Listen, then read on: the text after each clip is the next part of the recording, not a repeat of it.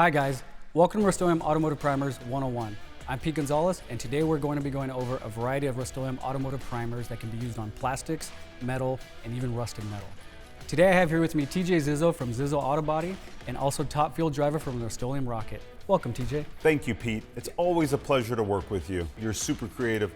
Thank you very much for having me here today. Thank you, sir. I've been in the auto body business for over 30 years, and over the course of time, I've relied on the #1 selling brand of automotive primer, and that's Rust-Oleum. Absolutely. I too have used Rust-Oleum automotive primers at home on my own projects. So why don't we share with the viewers how we use these products? Let's do it. So let's talk primer for plastics.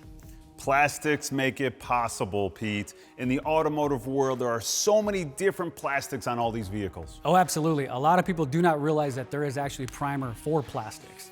We have 3 projects here that we're going to be going through with you today. We have Adhesion Promoter, which is put onto raw plastics before any primer is applied on top of that. We have Sandable Primer that we're going to be filling in any imperfections to make it a nice smooth finish before we apply our top coat. And the third one is Universal Bonding Primer, which will allow firm grip on that plastic cladding. Let's get after this. We got some work to do. Let's do it. Pete, we have an interior piece here. It's raw and it's plastic. How do we prep this? Oh, in just a few simple steps, we can make that happen. First, you want to make sure that you scuff the substrate. Second of all, you want to make sure you apply an adhesion promoter onto that substrate. The adhesion promoter, what it does is it allows a tooth onto the surface, so when you apply a paint on top of that, it has something to bite into. Great, let's try it. Let's do it.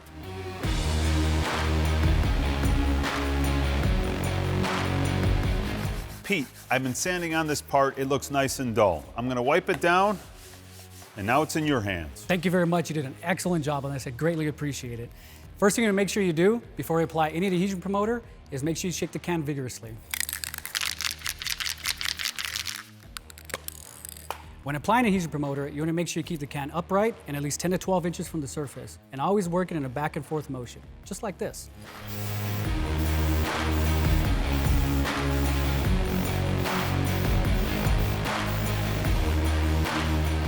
And in 10 minutes, your raw plastic part is ready for paint. That was super easy. You could do that at home. Hey Pete, we get a lot of vehicles in our shop that have some small scratches or dings on them. How can we show our viewers how to make this really easy for them at home? Definitely, it's gonna be very simple. What you need to make sure you do is apply a Rust-Oleum Sandable Primer on top of this substrate here. What that's gonna do is it's gonna fill in all the little grooves and gouges here so that you can have a smooth, paintable surface when you're ready for paint. Fantastic, sounds easy, let's do it. Let's do it.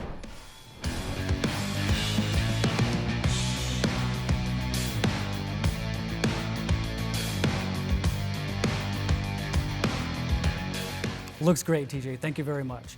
Before we move on to our Sandable Primer, we want to make sure that we shake the can vigorously. When applying the Sandable Primer, you want to make sure you keep the can upright and at least 10 to 12 inches from the surface, and always working in a back and forth motion, just like this.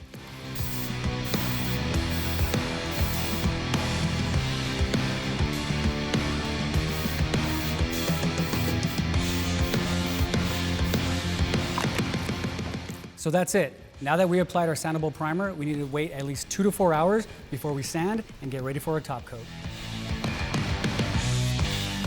Now this part is primed, sanded, and ready for top coat. This is how easy it is to do this at home. Pete, we have a lot of customers at our shop that want to change their black cladding to the color of their vehicle. How do we show the viewers at home how to do this? Well, it's very simple, TJ. Thanks for asking. First of all, you need to make sure that you scuff up all of the plastics to get rid of all the imperfections. Second of all, you want to make sure that you apply a bonding primer onto the raw plastics as well to give you that better adhesion when you're going to put the top coat on later. Great, let's start doing this and prep it. Let's do it.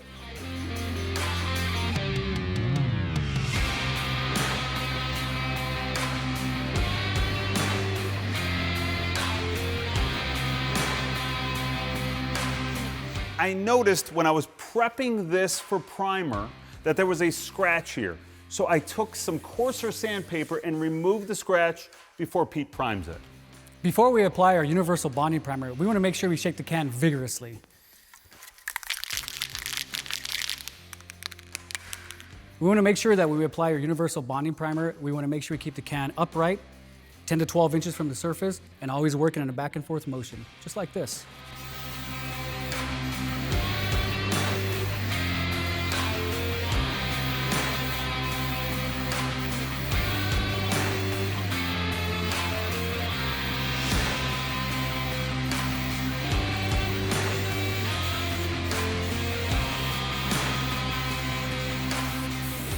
And that's it. Pete, you're Picasso. You made this thing look so good, it doesn't need a top coat. Thank you, but we both know we're professionals. We need that extra layer of top coat on top of it to protect it. Fine. So let's talk primers for metals. Let's do that, Pete. In our body shop, I see so many different ways in which to use primer. Oh, absolutely. Some great benefits is adding corrosion resistance, durability, and giving that smooth, flat finish when you want to add in a top coat. Today we have 3 projects that we'll be going over with you today. We have raw metal, we have painted metal, and we also have rusted metal as well. Let's do it. Let's do it. Pete, everyone likes a kick-ass, shiny wheel that they could show off to their friends. But that comes at a huge cost. We're gonna do this inexpensively today.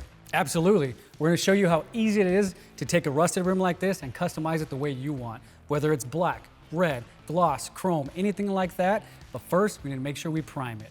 And we went through a couple steps to get it to that point. We've masked up the valve stem, we've scuffed up the entire surface here and cleaned it as well and prepped for our primer. To start, you want to make sure you shake the can vigorously for at least 1 to 2 minutes. You want to make sure you keep the can upright and 10 to 12 inches away from the surface and always working in a back and forth motion as you go, just like this. This 2-in-1 primer is great for this particular project. The reason is because this one here has a lot of rust on it, and we'll be able to sand this later for a really, really great smooth top coat. That's correct. This primer will give you a nice smooth finish after you sand it, so you can have a nice clean top coat in the end. Pete, that looks great, man. This is gonna be an awesome project when we're done with it. I'm looking forward to seeing how it all turns out. Thank you, sir.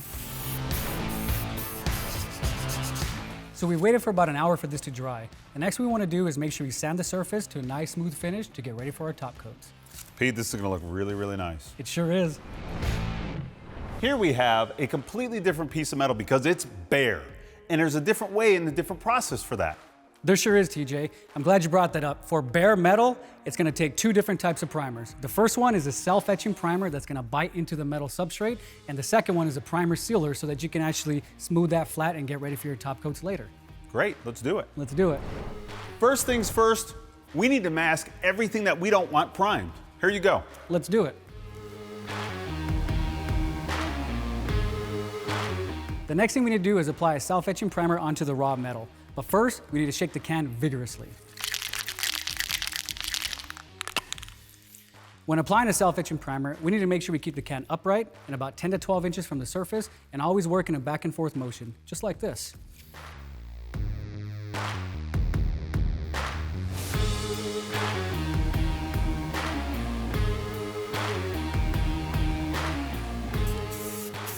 Beautiful. What's next? We're gonna wait 10 minutes for this to dry, and then we're gonna apply our primer sealer on top of that. Sweet. It's been about 10 minutes. It's ready to go. Excellent, so we can move on to the next stage, which is our primer sealer. But first, you wanna make sure you shake the can vigorously. When priming the primer sealer, you wanna make sure you keep the can upright, and just like the other one, 10 to 12 inches from the surface, and always work in a back and forth motion, just like this.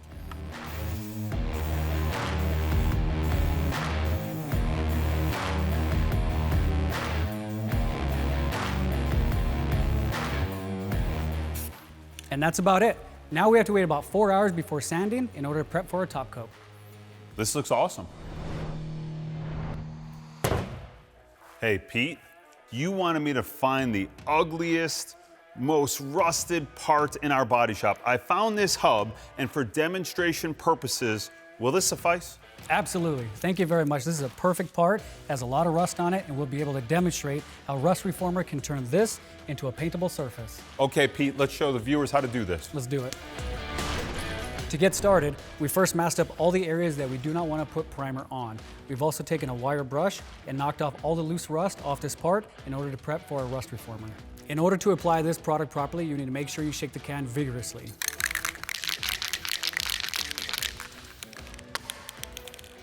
You want to make sure you hold the can upright and at least 10 to 12 inches from the surface, and always work on your overlap patterns when you do.